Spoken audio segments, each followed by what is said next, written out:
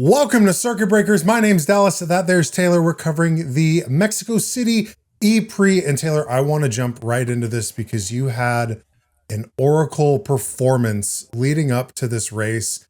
I'm referencing the community post from a fellow Formula E creator, The Current Lap on YouTube. You can see on screen.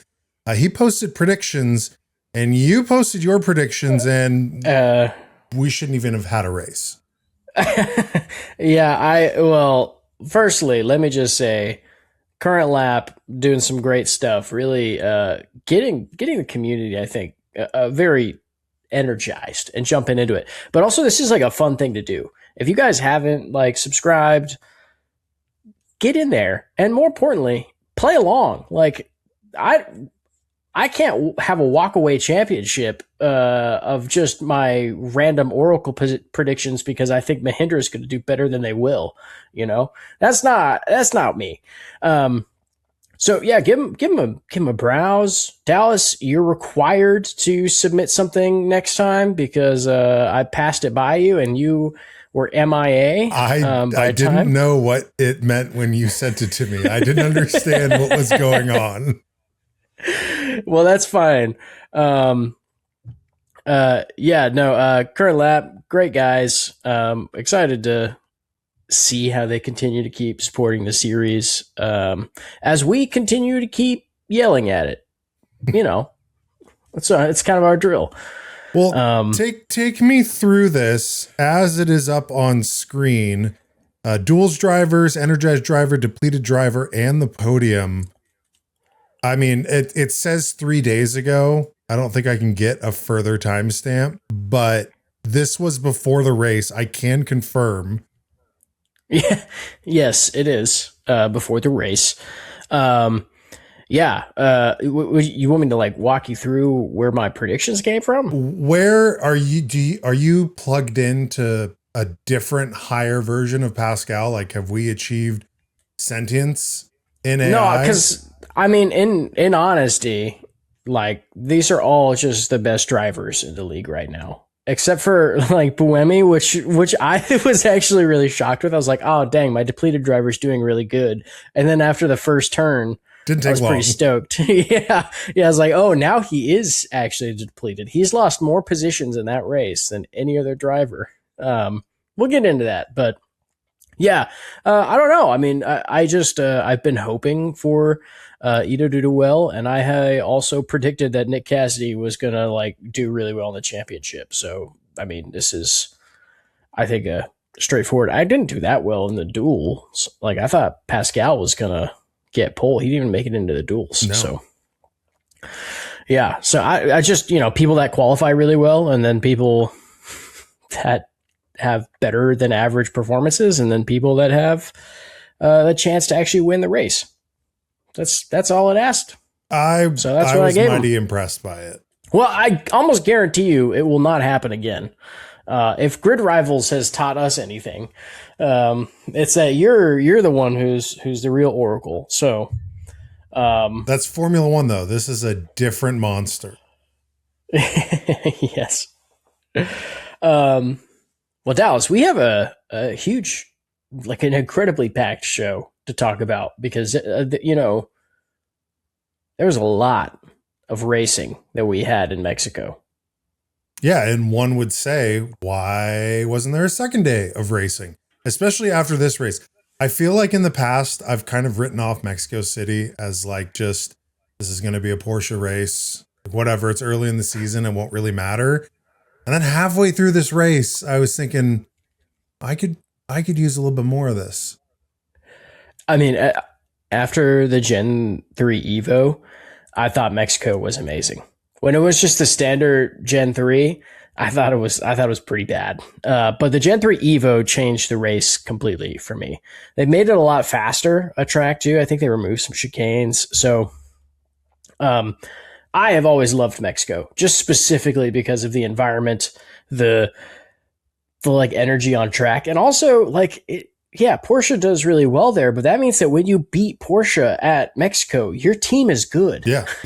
That's the barometer. Early season barometer. That's the barometer. Yeah, it's the early season barometer. If you can beat Porsche at Mexico, If you can make Pascal frustrated at Mexico, like you're set up to kind of do well in the season. Yeah, because if Porsche goes unchecked, then they just run away with it from Mexico on.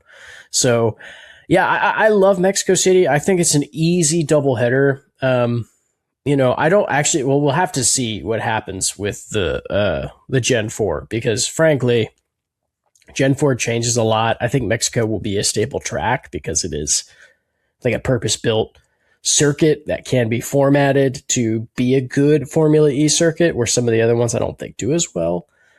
But I think that there's going to be some great racing in the future there. And I'm after how good this race was, Dallas, I bet next year it's a doubleheader. Well, everyone seems to really love this race, and how could you not? It literally came down to the last lap, and it was like dog eat dog, So I had an absolute ball watching it. One of my favorite races. I think arguably better in Sao Paulo. Yeah, and for some people, those in our fantasy league, they didn't realize that this was the second race of the season. As I feel a lot of casual fans are like, oh, it's just starting up right now. It's 2 races in as to what we predicted in our predictions episode. 2 races in, this is shaping up to be a fantastic season. And everyone's good. Everyone is good. Let's shift a little bit over to Buemi, go back to him though, because he was poised to have a really good race. And then the track had to have a turn 1 on lap 1. And he kind of hold on a second, because we do need to talk about quali, right?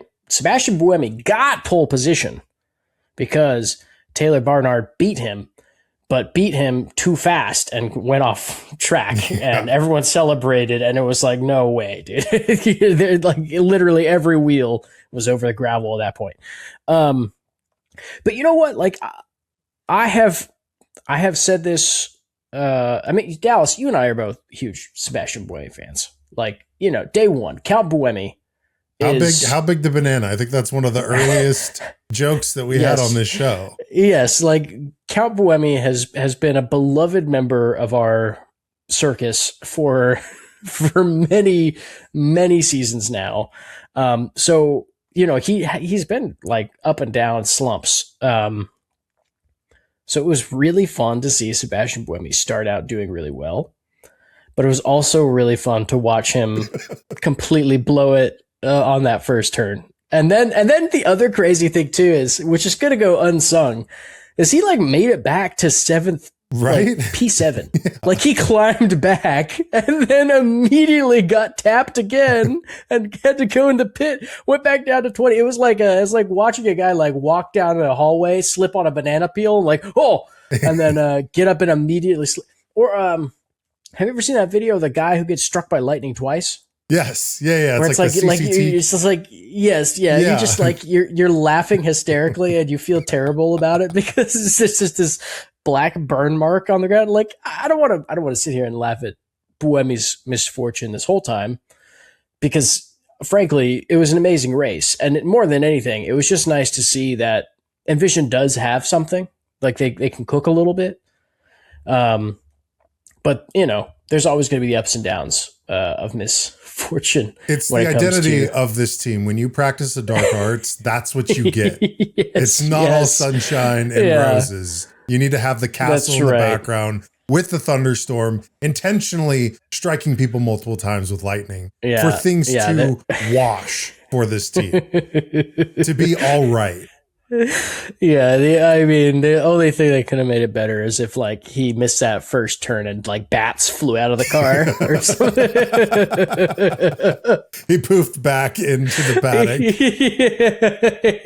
The sun was shining just a little too bright at race time. Yeah, God, man, next time we go to see a race live, I'm going to bring a mirror.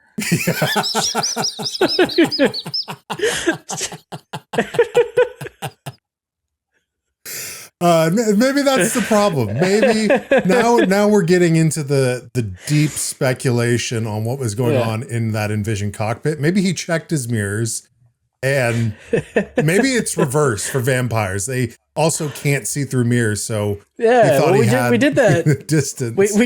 We did that clip where he's like trying to use the force to move the mirror. We couldn't see him in those mirrors. We couldn't see him in those mirrors. Well, here's the thing. What we know about Buemi, he's a perennial high performer. He'll be back. He'll get another pole this season, and he probably will, to his fault or not his fault. Something unfortunate will happen, and that's just Envision, baby. Yeah, and like the thing is too, I'm stoked that Envision is kind of back in a place where they're ready to score some points, right? Like they broke the curse. If anything, they might be one of the few forces that is prepared to attack Cassidy. But you know, like there has to be a good 0 to hero to 0 to hero to 0 moment in every race. Yeah. And it was just, you know, it was Buemi for this one. So, but Dallas, this race kind of had everything. Like it had full course yellows, like regularly. We had some DNFs, lots of crashes. Drama was everywhere. Drama was afoot, Dallas. And it made for an incredibly fun weekend. But I wanted to start out and just preface this a little bit. I want to get kind of one of the big meaty subjects out of the way first, because it was a domino effect. But I want to talk a little bit about Mahindra. Now, for the first time, I went on Formula E Zone. They appeased me and let me on. I was terrified to show my face there because they're so intelligent and we're clowns. We're idiots. Yeah. And we got some amazing dialogue just about Mahindra, but I wanted to also just speak a little bit about like some of my perceptions, because, you know, Mahindra is actually good. Mm-hmm. Their car is actually good. Their team seems actually pretty good. But there's a weirdness to it, right? There's a weirdness to what's going on in Mahindra, where like they're good, but they don't feel like they should be good. And then you have like Eduardo Mortara doing really well, but can't pass Cassidy with attack mode. Like, they're good in spite of being weird. And as a team in general, they're weird. But the only way I can describe it is like, you know, like there's a lot of dialogue, and Frederick Bertrand has taken that team on and is doing an amazing job. But what it feels like they're trying to put IKEA furniture together without instructions. Mm-hmm. Like they're like hammering pegs in, and then they're realizing, oh crap, I got to undo these sections to redo these sections. And the crossfire of it is that we have two drivers who are very talented, and one of them is really got second place in this race. The other one made it like 8 laps and his car fizzled, which is weird because Mahindra has always had weird technical issues. This one kind of came out of the blue, and like, I never thought I'd be saying this, but I feel kind of bad for Nick DeVries. He's repeating his time at AlphaTauri, and it's very sad. Well, you know, the thing is, too, is just like, for the past 4 years, that kid has taken a beating. Oh, yeah. Like, he won a world championship, and people are like, overrated. And he won because, you know, he was just the last person in the fight standing. He basically just had to finish a few laps to win, because that's how close the title was. But like, there's people even blaming Dan Ticktum's DNF on Nick DeVries' car failure in this Mexico City race, where I'm like, that's how bad it's gotten. Everyone's looking at Nick DeVries as if like he is the Lance Stroll of this series. Which, where like, oof, that hurts. that hurts because I mean Nick DeVries is a plenty talented driver. I mean far higher caliber than I think any of us are really giving him credit for. But what I think is just so bizarre, Dallas, is like we have been clowning on him since the start, right? He's one of our favorite cartoon characters of this series. But I kind of want him to prove everyone wrong. Like I want him to do really well. Yeah. So do you think he's getting in his own way? Or is it just because he's in this IKEA manual-less team just trying to figure it out? Well, I mean, there was no excuse for Sao Paulo, right? He just blew it. This felt like there was just an issue. I think there's a lot of weird circumstances that are holding Nick DeVries to the current positions that he's in. But I think also like there's a huge headspace. Imagine it was just like an office job and like you're just typing at your computer and you make a typo and someone just like yells like, "You weirdo." Like, like you can't get away from it, right? Like imagine 4 straight years of that. You have 2 idiots on a podcast laughing at you, saying you eat the tires. Like, no, like that. I need to change the Nick DeVries commentary. I feel like it's my earthly duty at this point to be the one person like Dan Ticktum. Whatever. Formula E has spent millions trying to fix that. Like Nick DeVries. He's a soul worth saving is what you're getting He's a soul worth saving. Yes. Well, so you say this and you preface it, and I think it goes without saying that we can preface it when we're talking about any driver. We love all of them. Yes. But it's also next man up. And while we love every single driver, some drivers we love more than others. And some of those drivers aren't in the series anymore. One of them waiting in the wings for enough Mahindra slip-ups to get back in the seat. I'm talking none other than J.K. Penny Hughes, where it's like, yes, I do want Nick DeVries to do well. But if these mistakes keep happening and he sucks at his job consistently for 4.5 years, I wouldn't be complaining if we had some personnel changes in that seat. Well, I'm going to be honest. I'm going to be pissed if Jake Hughes partners alongside Ito Martara, because that officially means that Mahindra is going to be bad next year. Right. Because anytime you get a dream team, they blow it. And so I can't let that happen. So in that case, I want Eduardo Mortara to do well. And I want Jake Hughes to do well. And I want Mahindra to do well. So for those reasons, I say Nick DeVries, keep it going.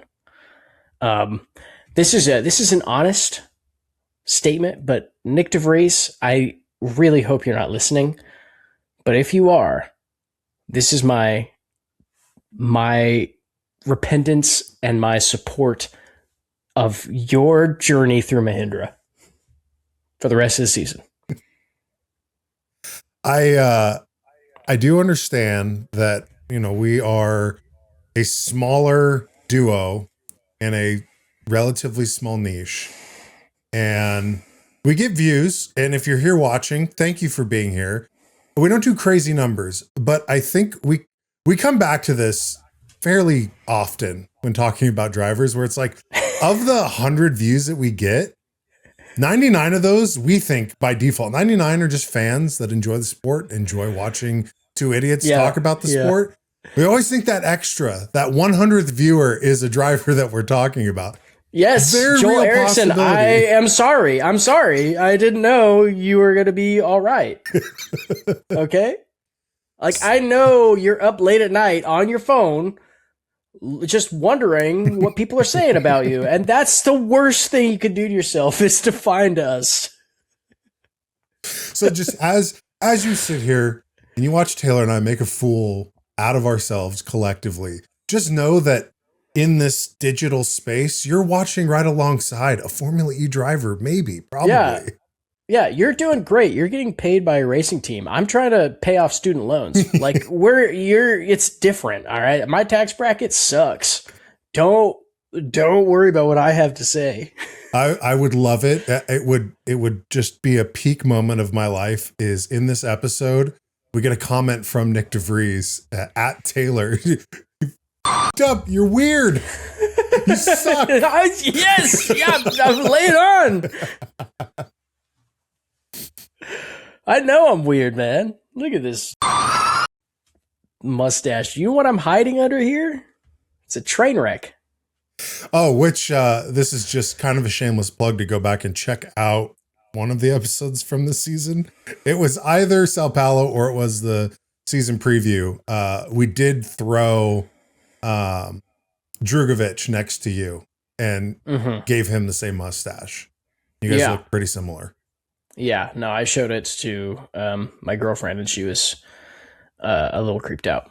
Okay, let's move on to someone who is forming an identity similar to Thanos as far as acquiring all this power, and we may see the rest of the drivers in the field have to team up, team up to stop this man. We're talking about none other than Mexico City winner Nick Cassidy, the nice guy himself. Yes, is showing 2 races in that he's pretty OP. Well, look, Dallas, I think he's going to win the championship. Yeah. I think he is. Yeah. Like, I just really do. And I in the season opener, when we predicted what the season was going to be like, I mean, it's coming true. It was an educated guess, but you think about where Nick Cassidy is right now. He's got no baggage. He's just had a team that's kind of like pretty good, not like top tier, but everyone's pretty good. I almost said this when I joined the Formula E Zone, but I was worried that I was going to get booed off the stage for making this reference because, like, it's crazy. But Dallas, like when you play Smash Bros with like 4 people, how like the people that are really, really good all kind of gravitate towards each other and take each other out like really quick. And then the last person who's there has like, 100% deficit to the last of the good people standing. Right. And then they just like, they could just spam a single move and win. Nick Cassidy isn't bad and he does that strategy. Right. So it's like he's destined to win by just avoiding the conflicts, the chaos that happens on Super Smash Brothers Battlefield. He manages to basically set himself up for the win better than anyone else just because he's patient. He's patient and he's smart. He listens to what's happening on the racetrack and he sees what's happening on the racetrack and he tries to just not force things. And because of that, he kind of is going into the season without a huge target on his back. Like he doesn't really have anything to prove. He doesn't have to be the best son anymore. He just has to race John Eric Verne. And Jev is like, I don't know where he's been. Like, frankly, he's been invisible to me. It's just been the Nick Cassidy show at Citroën, but he's doing a lot for that startup team. Well, and he's in a reskinned Maserati, which very easy team to write off last year. I think I was in that boat coming into this year. I was like, yeah, cool. You got Nick Cassidy, you got Jev, but I mean, yeah, it's not really just a reskinned Maserati. I mean, the reality is that there's new personnel, there's new team. True. It's a lot of the same, but there's a lot of new leadership, new people that are coming in, and hardware updates, software updates. The car is not just a reskinned Maserati; it's a Stellantis powertrain in a Citroën. So that's what I'm saying, though, is the assumption transitioning from last season into this season is like, I mean, yeah, they're not Maserati, but they basically just were a team that had to be funded by the league to continue to exist. A very easy team to write off. Hey, maybe that's why they're doing so well. Maybe they basically had half their team paid for. They're like, sick, we can pay Nick Cassidy to win the series. But I mean, like, you know, it's I think it is Nick Cassidy's time to win, frankly. I think he's done it more than just about any other driver of being just on the precipice of that championship and has just basically been sabotaged situationally by everyone else. It's like, this is the first time he has no baggage, and he has learned the most and seems to have adapted the most to every single round. I'm going to be sad if Nick Cassidy doesn't win, but also he is a warlock. So I don't want to be cast into eternal world of darkness when he does. So I don't know. I'm indifferent. I want to see a really good title fight. I think it's there, and I think it's a very real possibility that he's hoisting up the World Championship trophy at the end of the season, if not a few races before. And if he does that with Citroën, that's going to be even more impressive. Like if he did it with Envision a couple years ago, like, hey, great job. You did it with Jaguar a couple years ago. Hey, great job. This just feels more. It feels like there's less baggage, but more weight, more gravity on that potential, and makes it really impressive to watch. I feel like going back to Nick Cassidy being that viewer 100 on the episodes, like we laid into him pretty good last year in his second year at Jaguar. Oh, yeah. But we were also right. Like the Mad World video of Shanghai where you can see the disappointment in his eyes as Mitch Evans sprays the champagne bottle. That was real. Right. Like we were on the pulse of that team deteriorating from two great drivers who are friends who are now fighting for James Barclay. And now not only did James Barclay get booted, Mitch Evans is miserable, and Nick Cassidy is the only person winning in this situation. Yeah, well, it just follows this arc of like, we peaked talking about his demeanor after London with Envision, where he was out of the race and he politely, that's where he got the moniker Nice Guy Nick. And then we came through it, but then it was like, kind of seems like he might be a dick, like circumstances like appropriate to that. Yeah. And so he kind of troughed a little bit, but now he's on this upswing, and it's like, show me what you can do this year, because even though we're 2 races in to the season, there's so much more racing to go. I'm in agreement with you. This could already be Cassidy's year. And you mentioned too, right, when we were watching this race, that the winner of Mexico is historically like a telltale sign of who goes on to win the championship, right? Yeah, I think it's been the past 4 years or something like that. Like last year was Ollie Rowland. Year before that was Pascal. Year before that was Jake Dennis. I think it was just the past 3 years. Just the Gen 3 era. Right. So yeah, I don't know. Maybe you know, the Infinity Gauntlet is being completed. In which case, I do want to ask you this one: which driver is which Avenger that's going to try to rip that glove off of Cassidy before he snaps everyone into dust? Oh, we talked about this when the race was going on. Yeah, I mean, I think Ollie is fair enough to be the Hulk, but could be the Captain America in this scenario. I think he's just the Hulk just because of the driving style of just going straight for what he wants head first. Do I think Mortara is going to be in this title fight? I think he's going to be sniffing around it, but not fully in it.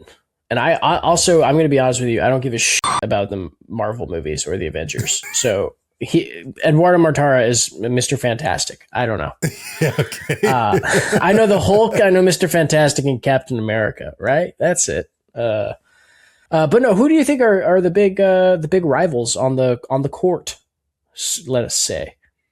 I mean, seeing what I saw in this race, kind of drivers continuing their momentum, Pascal is still always going to be there.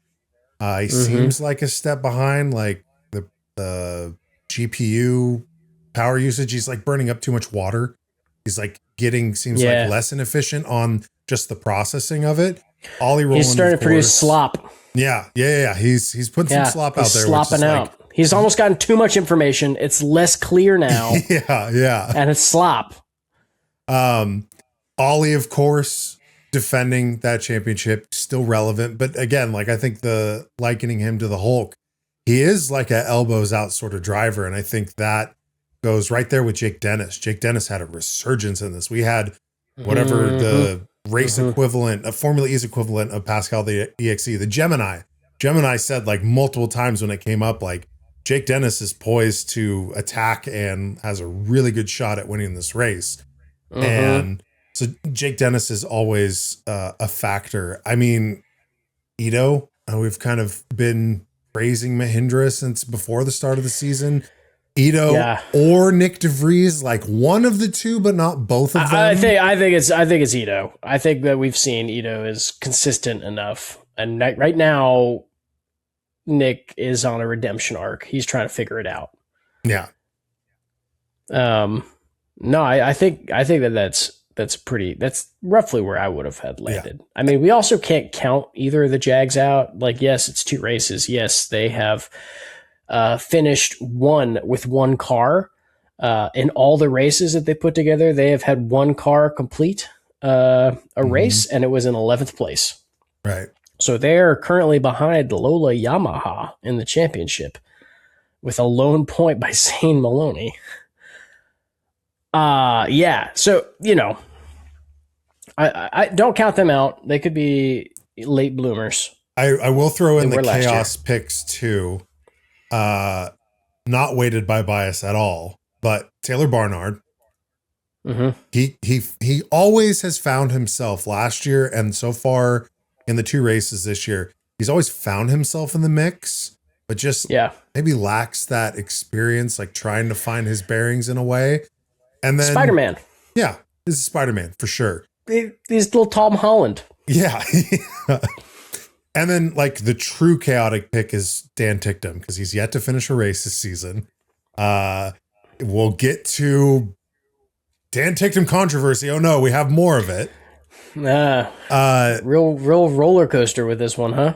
But he has figured out that Cairo.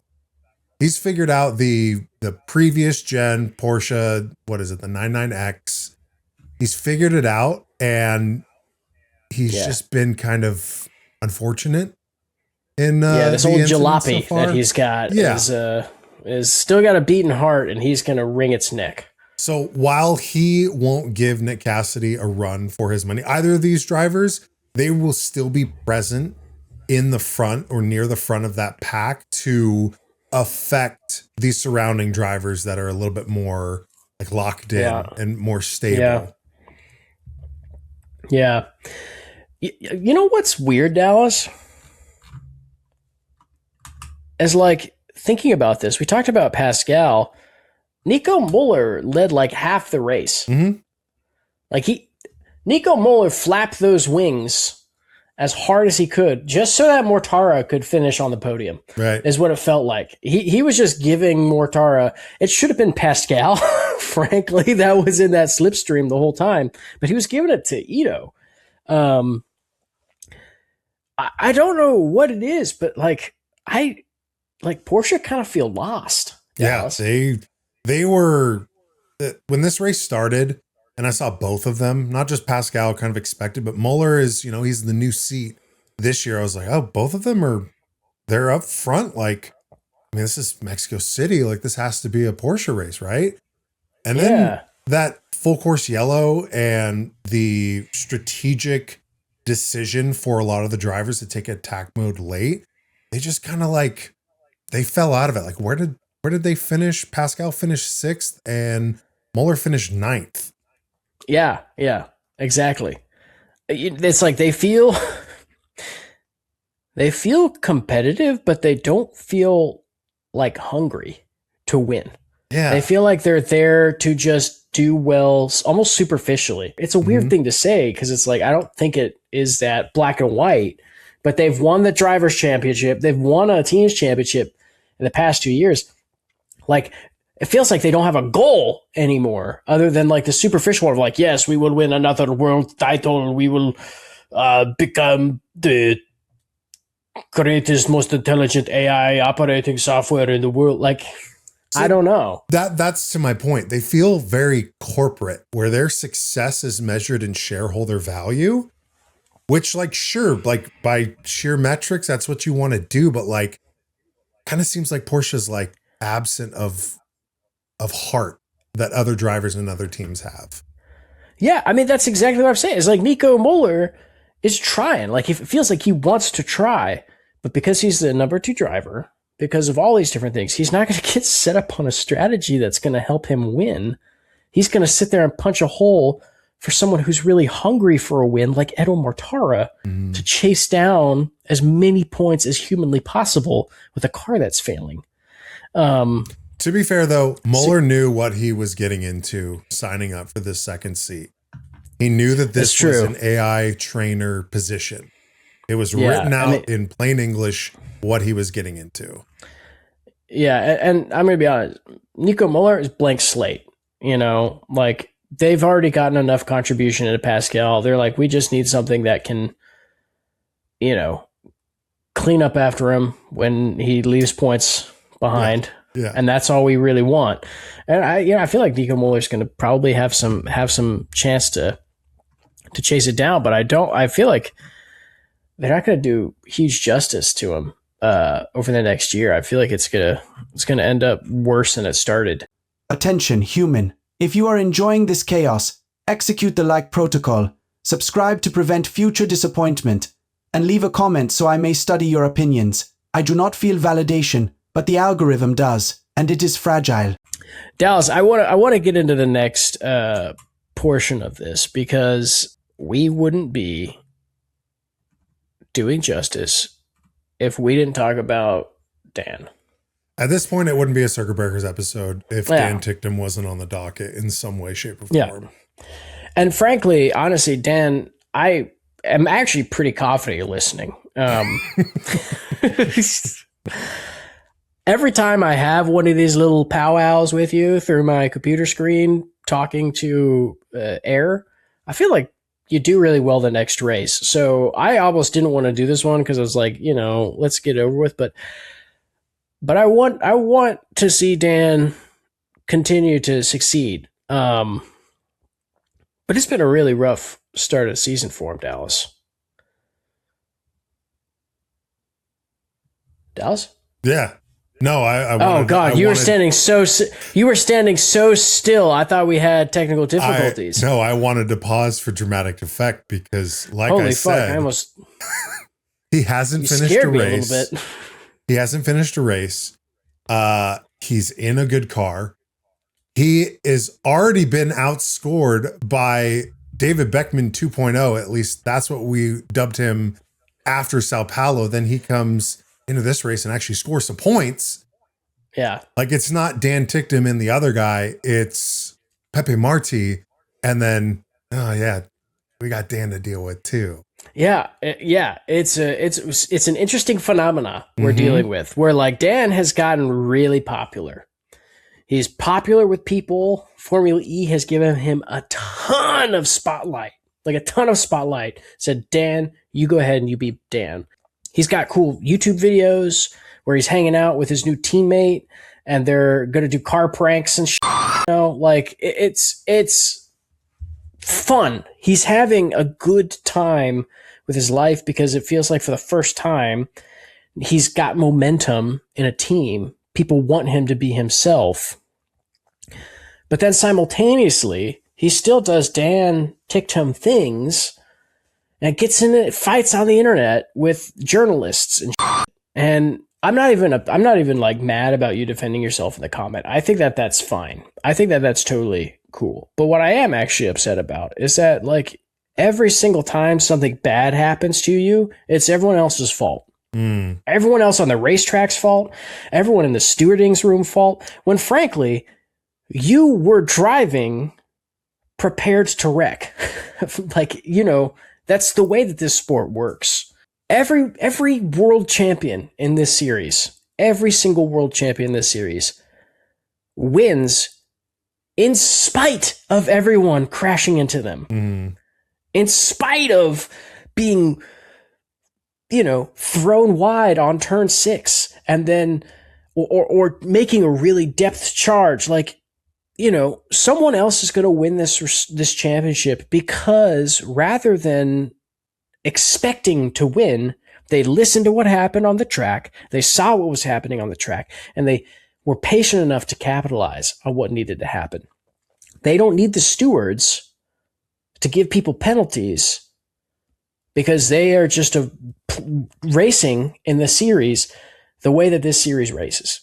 And as a fan, yeah, I guess I'm annoyed that some drivers don't get penalties, but at the same time, I'm here for what this racing is. I think to be the Dan Ticktum apologist that I am, you need to take into account the level of adversity that he's had to deal with the entire time in the series. Arguably is much grander than any other driver. You drive for Neo, which is a box. You drive for ERT, Timu box. And now you're in a car that is decent. It's decent. It's a 2002 Honda Civic compared to 2024 Honda Civic is basically where it's at. Yeah. It's last generation's powertrain. And right? You can take an eBay spoiler, throw it on there. You can cut a hole in your hood because you have to drain more heat, even though it's the same VTEC that's in there.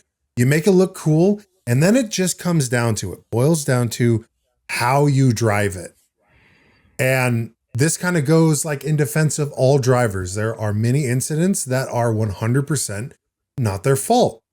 DaCosta crashing into him on a super aggressive attack in that hairpin turn was not his fault. But you have to think something as unfortunate as crashing out and having to retire in the race, it just gets compounded into every single thing that Dan has had to deal with in Formula E, where it's like, I'm not defending like the self-righteousness of this isn't my fault. Why is it always me?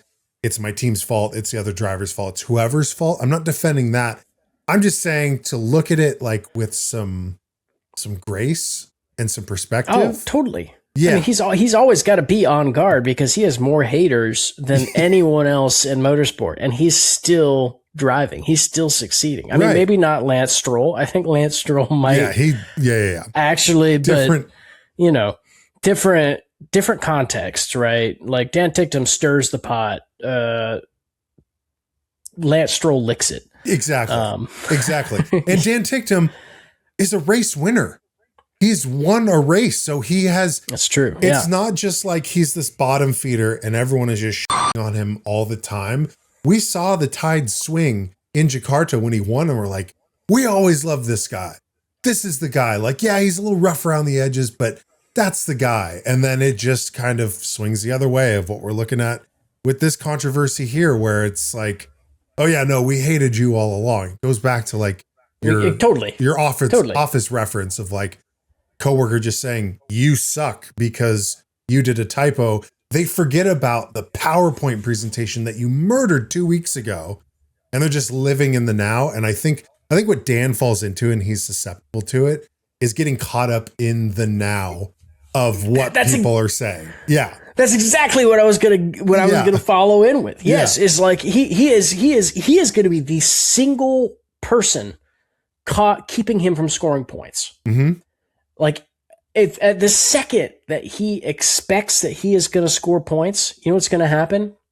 Someone is going to tap him and he's going to have a meltdown, and he's going to keep himself from scoring points. Mm-hmm. That's what happens every time. Every single time Dan sits down, has that break, becomes humble, you know what happens?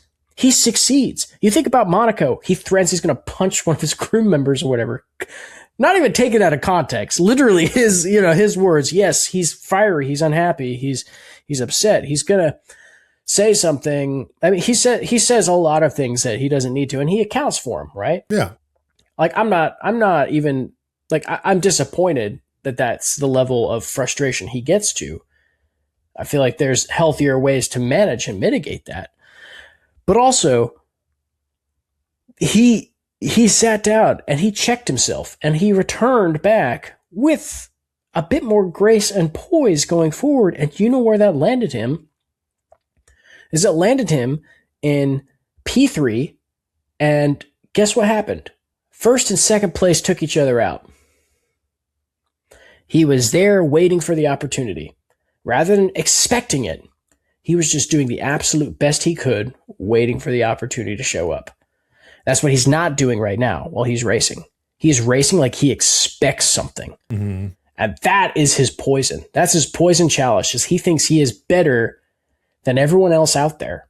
And so he deserves the points, where he's not actively awaiting the opportunity for it. Well, I wonder, and Dan, since you're probably listening, just sound off in the comments. Let us know if this is true. But maybe the expectation in his own head is justified because he understands what his talent is and his potential. And he tasted what the success of that potential was at the tail end of last year. And he's tasted it a few times already this season with just not being irrelevant at the back of the pack and being in the wrong place at the wrong time. Again, it boils over where it's like, I know that I should be doing better. Why is this happening to me? Why me? Yeah, I mean, I just, I don't want Dan Ticktum to be the old guy at a bar that was like, I was almost in F1 once. I raced in Formula E. I was really good. Like, those guys are the ones that couldn't accept that they made their own failures. Mm-hmm. It wasn't other people making those failures. Like, it wasn't other people making them fail. They made those own failures. Every real issue Dan Ticktum has had has been self-inflicted from his very start. Frankly, it's probably a good thing that he didn't get into F1, because he would not be racing anymore if he had these kinds of conversations in F1. Right. His career would have been smoked long time ago. So, I mean, honestly, like, I knew we were going to talk about this, and I didn't actually want to dwell on it as much as we probably did, because the reality is that I love Dan Ticktum. Like, I have this conversation, I have this criticism because I love him, because he's a person who's continually growing before our eyes in this series, where, like, literally he's like a Tamagotchi. Like, we're like, oh crap, I forgot about him and I got to clean up his poop. It's everywhere in here. He's gonna die of like digital pileup.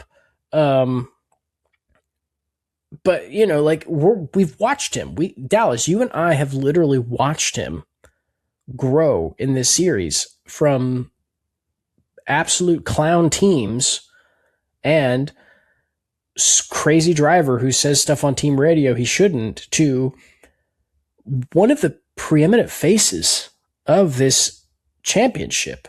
And being that face is a responsibility. And like, he's bringing people in. He has a fan base. It's important to value so much of what is on track, but also off track, Dan. And that's the thing. We live you on both sides of that. So I don't know what I'm going to say anymore. Well, I'm out. What I'll close on is, and we've seen this through his own growth, he operates on a pendulum.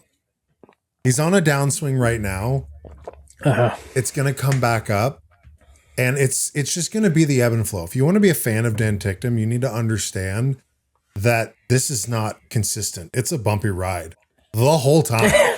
The whole time. Which lends the question, what if Pepe Marti is just consistent the whole time? That's as much as I love to see Cairo succeed, that makes me a little nervous if that's the case. Like if Pepe Marti does really well, like is kind of always around that 6 to 10 point range. Mm-hmm. Yeah. Well, frankly, before he did those really cool car pranks, like, and just blew himself up, he was in line for points. Yeah. Roughly the same as where he finished in Mexico. Yeah. And I mean, after Sao Paulo or during Sao Paulo, Pepe Marti had essentially a Dan Ticktum magnitude event of critique where it's like, how the hell did you let this happen? And then he comes back in this race and gets, how many points did he get? Where did he finish? Oh, Pepe owned it, man. He said, yeah, I don't know. I'm used to a different series. I wasn't expecting it. I f***ed up. Started 20th, finished 7th. Yeah, I'll take those points. If we see consistency going into Miami, the next race, and later on into the season, I think Dan might implode and explode at the same time. Well, and look, I am going to also preface this. I am not a race car driver. I will never be a race car driver. I have no idea what it's like out there. I sound like I do, but I don't. If I were in that car, I would be in the exact same place as Dan, yelling about the exact same things. This is post-mortem of us saying, like, we don't know what it's like. No clue. We have no clue what it's like. I mean, Dallas, I've seen you in a Assetto Corsa. We were... Yeah, I tried to get hired by Cairo as an engineer, and clearly I didn't get a callback. I didn't get anything. Like, our level of critique and scrutiny is grain of salt. This is a fan podcast. Yeah, but Dan Ticktum does have a fun YouTube channel that I've been enjoying, where he races. He goes to a new city, gets a new car, checks out the car scene in a new city. It's a fun one, and so it's exciting. Anyway, Dallas, we got the whole checklist talked about here. We got some DNFs that we do need to talk about, though. I mean, this is going to be a short one because it's pretty obvious what happened. So, we know why. We know why he stopped that car in the middle of the track. So Dan Ticktum and DaCosta involved in an incident. Both of them retired. Pretty easy to see on screen. Those cars were done. Those drivers were done. The other one, we're circling back to him, and we want him to do good. But the other one that just straight up stopped, Nick DeVries. Well, it looked like a red car because he did not get out of that car. But it was a brown car. It was a brown car. Brown car, yeah. 100%. He was sitting in that seat for a long time. Yep. The marshals didn't know what to do. They could just smell him. They were just circled around him like, ooh, I don't want to get him. You go get him. This is the most obvious, straightforward diarrhea no finish that we've had in a long time. This might actually make it into the award show. Those Dutch guts couldn't handle. Yeah, those Dutch guts couldn't handle the little bit of Tapatio. Yeah, the Tijuana spice. So I mean, yeah, open and closed. Pretty obvious who DNF there. Yeah. We got testing for Gen 4. It's happening this week. I'm sure we'll just hear something about it, like, next couple days, but whatever. But I did want to point out, though, is that the drivers that we know currently that are going to do the Gen 4 test for this round, Pascal.exe, Count Buemi, and Sam Bird Feet. Ooh. Yeah, he's doing it for Nissan. He's running the Gen 4, which is basically all but said, Norman Nato, I'm sorry. We'll see. We'll see you next time, brother. Yeah, so Sam Bird is going to put those toes right on that steering wheel and see what happens. Apparently, the WikiFeet page has not been as lucrative as he expected. Even with that, this guy has the best retirement that anyone could have. Yeah. Working in TV, test driving the cutting edge car. Like, yeah, I'm all for Sam Bird. Yeah, I'm in the same boat. So that'll be fun. I'm excited to hear some more details. I mean, we keep getting leaks and like rumors. If you haven't seen that guy who's doing basically like constant Assetto Corsa videos of the Gen3 Evo in simulator, it's pretty sick. Or the Gen4 in simulator, it's pretty sick. It's pretty close. The Monaco circuit is pretty close to F1. So I think there's a lot to look forward to. Let's also go into a leak snapshot here, Dallas. We got a lot of movement on the board. Most notably is that I got bumped up to P1. You did by a single point. By a single point. I do have to, unfortunately, go down to the bottom of the list here, though, and point out that Dallas, every time you pick a manufacturer, they don't score any points. Yep. So as long as you avoid Dallas's manufacturer's pick, you should be fine for the season. Also, SB10 is having it pretty rough. It's tough when you get Pascal.exe to draft for you. It's true, but also you'd expect that team to be doing a lot more than they are. But yeah, man, it's just been rough. Yeah, ultimately, we're terrified of the people that have like Cassidy and Nissan because that's, back-to-back 33s.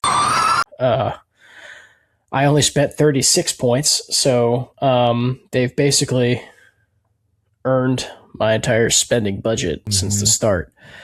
So we'll see what happens going forward. But Mahindra, I'm holding out.